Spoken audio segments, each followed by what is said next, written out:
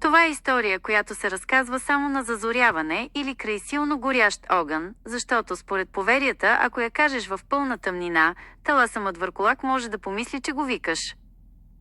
Легендата за прокълнатото злато. Всичко започнало преди стотици години, когато в едно планинско село живял алчен и свиреп човек на име Вълчан. Той не бил обикновен разбойник, казвали, че имал сърце от лед и очи, които виждали в тъмното като на хищник. Веднъж Вълчан открил древно съкровище, заровено под корените на един дъб, който бил по-стар от самата гора. Но съкровището било наречено над него тегнала клетва. Който го докоснел с лоши мисли, нямало да намери покой нито сред живите, нито сред мъртвите. Вълчан не вярвал на бабини деветини. Той изровил жълтиците, но щом първата монета докоснала дланта му, небето станало черно, а луната почервеняла. Трансформацията.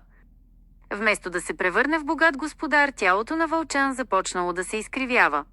Гръбнакът му се удължил, пръстите му станали костеливи и завършвали с ногти, здрави като желязо. Кожата му станала сива и жилава, а гласът му се превърнал в ниско, стържещо ръмжене.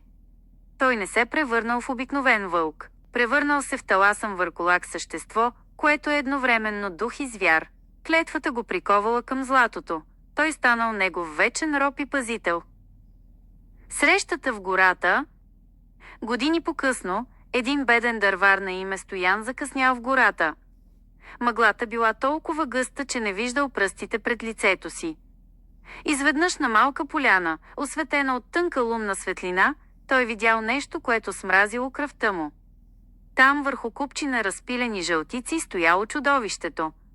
То не лаяло, не виело. Просто стояло неподвижно и го гледало с четирите си жълти очи. Стоян усетил, че не гледа в очите на животно, а в очите на човек, който е загубил душата си. Таласъмът сложил едната си лапа върху златото, а с другата бавно посочил към Стоян. Не казал дума, но в главата на човека прозвучал глас. Вземи една монета и ще бъдеш богат, но ще станеш като мен.